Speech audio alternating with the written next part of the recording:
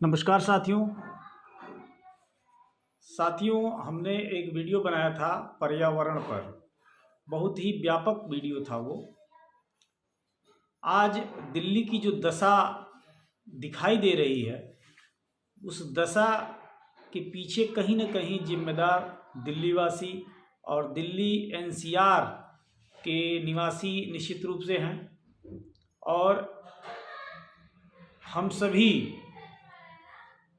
इस हालात के जिम्मेदार हैं। और निश्चित रूप से ये जानिए कि जो दशा आज दिल्ली और दिल्ली एनसीआर की है, आज नहीं तो कल वही दशा, वही समस्या हम सभी के समक्ष आने वाली है।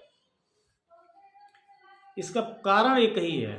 इसका कारण ही है कि जो हम नेचर को नष्ट करते जा रहे हैं, प्रकृति से दुश्मनी मोल ले रहे हैं, वो हमें रिटर्न मिल रहा है, वही हमें वापस मिल रहा है। दिल्ली में आज के डेट में लॉकडाउन लगाने की आवश्यकता पड़ रही है दोस्तों। और वो लॉकडाउन की स्थिति इसलिए है कि यदि व्यक्ति को अपनी जान बचानी है, व्यक्ति को दमा और अस्थमा जैसे बीमारियों से ग्रसित होने से बचना है, तो उन्हें निश्चित रूप से घर के अंदर रहना होगा। दिल्ली में अनावश्यक वाहनों का प्रवेश वर्जित करना होगा और सरकार ने यही किया। जितने भी ट्रक्स डीजल से संचालित किए जा रहे हैं, उन ट्रकों की एंट्री पर रोक लगा दी गई है। नर्सरी से लेके 11वीं तक के स्कूल बंद किए जा चुके हैं। ऑफिसेज को डायरेक्शन दिया गया है कि वो वर्क फ्रॉम होम से काम लें और अपने कर्मचारियों को छुट्टी दें, ताकि वो अपने घरों से कार्य कर सकें। मैं ज़्यादा ना करते हुए दोस्तों, मैं सिर्फ इतना कहूँगा कि अब भी समय है और हम चेत सकते हैं। कई बार आप लोगों ने सुना होगा कि दिल्ली में एक्यूआई लेवल बहुत ज़्यादा बढ़ गया। क्यों बढ़ गया भाई? हम ठीकरा फोड़ते हैं हरियाणा के ऊपर, हम ठीकरा फोड़ते हैं गाजियाबाद के ऊपर, बुलंदशहर के ऊपर। सराउंडिंग जो डिस्ट्रिक्ट्स हैं जहाँ खेती बाड़ी होती है, ये लोग धान उत्पन्न करते हैं। धान की फसल कटने के बाद, चूँकि अब मशीनों से धान की कटाई होती है, पहले धान का पूरा पौधा काट लिया जाता था और उसमें से धान अलग करके पुआल को अन्य कृषि कार्यों में या उसे चारे के रूप में प्रयोग किया जाता रहा है। आज की स्थिति ये है कि मजदूर नहीं काम करते हैं खेतों में ज़्यादातर मशीनरी आ गई है। और कंबाइन एक ऐसी मशीन है जो गेहूं भी काटती है, धान भी काटती है, हर प्रकार के फसल को काट करके उसके दानों को अलग कर देती है और पौधे को खेत में छोड़ देती है। अब किसान को अगली फसल यदि बोनी है, तो उसके लिए उसे उस पौधे को किसी न किसी रूप से नष्ट करना होगा। या तो उसे पानी चला करके डुबोया जाए, उसको सुखाया जाए, मतलब सड़ाया जाए, या तो फिर उसमें आग लगा दी जाए, या पानी डाल करके उसको गीला करके उसकी जड़ों समेत उसको उखाड़ा जाए। इन सभी चीज़ों में मेहनत है। सबसे आसान काम है उसे खेत में ही जला दीजिए। जला देने से जो धुआं उत्पन्न होता है, वो धुआं कहीं ना कहीं हमारे एटमॉस्फेयर में सिमुलेट होता है, मिलता है और मिल करके हमारे एक्यूआई लेवल को बढ़ाने का कार्य करता है। और वह एक प्रकार का एयर पोल्यूशन ही है। एयर पोल्यूशन क्या नहीं है? कौन सा धुआं एयर पोल्यूशन नहीं होता है? जब हम हवन करते हैं, जब हम गोबर के उपले जलाते हैं, उसमें कपूर डालते हैं, उसमें अजवाइन डालते हैं, इस प्रकार के धुएं, उसमें घी डालते हैं, शुद्ध देसी घी डालते हैं, उसमें हवन डालते हैं, तो ये सारी चीज़ें पोल्यूशन का हिस्सा नहीं होती हैं। ये हमारे एयर प्यूरिफिकेशन का काम करती हैं, वायुमंडल को शुद्ध करने का कार्य करती है। कितने लोग हैं जो आज के डेट में अपने घरों में हवन करते हैं? वर्ष में अगर एक आध बार पूजा पाठ करा लिए, वो भी पंडित जी ने विशेष कर कहा कि इसमें हवन करना आवश्यक है, तो फिर हम हवन करने का कार्य करते हैं, अदरवाइज हम हवन नहीं करते हैं।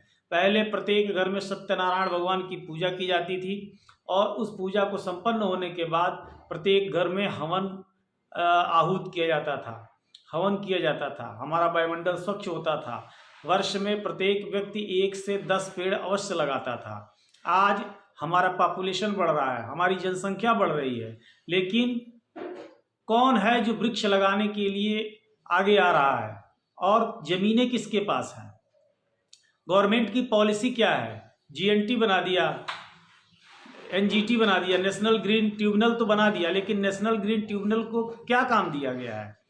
जो क्षेत्र में, जो देश में हरियाली है उसे बचाने का कार्य है नेशनल ग्रीन ट्रिब्यूनल का, लेकिन क्या यह ट्रिब्यूनल अपने सही कार्यों को सही सलामत कर रही है? देश में लगातार विकास का कार्य हो रहा है, विकास का अंग बन गया है नेशनल हाईवेज, 4 लेन्स, 6 लेन, 8 लेन, गवर्नमेंट बनाती जा रही है, लेकिन गांव के गांव उजाड़ दिए जा रहे हैं। लेकिन क्या कभी इस गवर्नमेंट ने या किसी भी गवर्नमेंट ने ग्रीनरी पे ध्यान दिया? कोई ऐसा अंकुश लगाया हमारे सिटीजन्स पे या स्टेट गवर्नमेंट्स पे या कर्मचारियों पे? चुनाव आते हैं दोस्तों तो शिक्षा विभाग से, आबकारी विभाग से, पुलिस विभाग से, विकास भवन में कार्यरत कर्मचारियों से, स्वास्थ्य विभाग में कार्यरत कर्मचारियों से, सबसे ड्यूटी ली जाती है दोस्तों इलेक्शन के लिए। लेकिन क्या कभी सरकार ने इस प्रकार की स्कीम निकाली? क्या कभी सरकार ने इस तरह का कोई अभियान चलाया कि प्रत्येक विभाग से 1 या 5 कर्मचारी या 2 कर्मचारी महीने में 1 दिन गवर्नमेंट की जमीनों पर वृक्षारोपण का कार्य करेगा? या सड़कों के बीच में जो हम लोग हाशिए बनाते हैं, डिवाइडर्स बनते हैं, क्या उन डिवाइडर्स में वृक्ष लगाने का कार्य किया गया? नहीं। इस प्रकार की कोई पहल किसी एनजीओ द्वारा, किसी गवर्नमेंट द्वारा नहीं किया जा रहा है।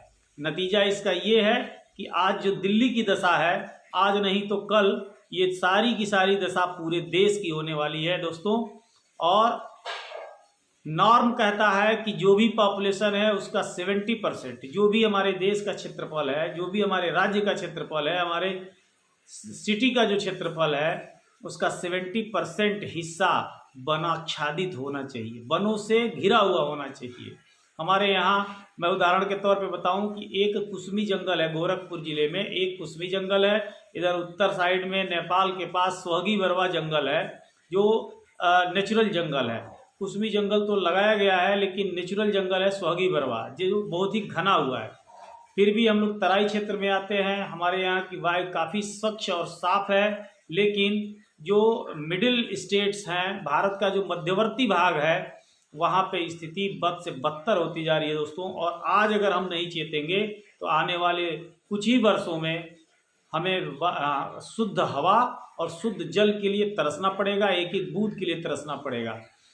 बारिश होती है, बारिश से बाढ़ आ जाती है, लेकिन गवर्नमेंट ने कोई पॉलिसी नहीं बनाई कि लोग खेतों में जो सिंचाई करते हैं वहाँ पे, या बारिश का जो पानी है उसके संरक्षण के लिए जो वाटर हार्वेस्टिंग होती है, वो उसके लिए कोई स्कीम नहीं बनाई है।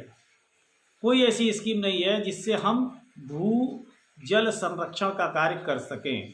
क्यों? क्योंकि बाहर मार्केट में यदि कोई व्यक्ति अगर भू संरक्षण कर रहा है, भू जल संरक्षण कर रहा है, जमीन के अंदर पानी को सुरक्षित करने का कार्य कर रहा है, तो उसकी कास्ट दोस्तों 1.5 से 2 लाख रुपए आती है।